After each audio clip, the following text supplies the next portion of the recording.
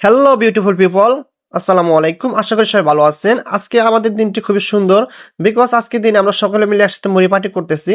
তার জন্য সর্বপ্রথম আমরা প্রত্যেক জিনিস আলাদা আলাদাভাবে করে সাজাচ্ছি।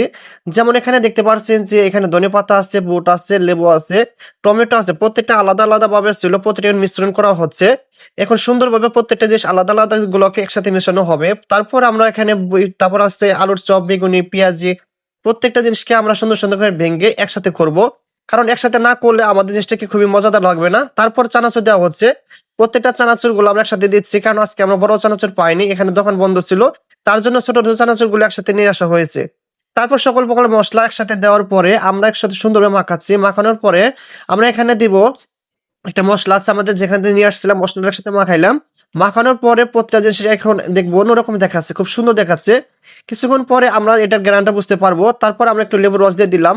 লেবু রস দেওয়ার ফলে এখানে কি গ্রানটা বা ফ্লেভারটা অন্যরকম হচ্ছে, অন্যরকম দেখাচ্ছে, আর দেখতে সুন্দর লাগতেছে। তারপর আমাদের জুবাকে দিয়ে আমরা এটা স্বাদ দেখলাম কেমন হয়েছে। বাট জুবাই বলে ওয়াও। তারপরে প্রত্যেকে যে দেখাচ্ছিলাম, প্রত্যেকে আসলে খুব এক্সাইটেডমেন্ট কাজ করতেছে। আর জুবাই তো সারাদিন খাওয়ার উপর থাকে।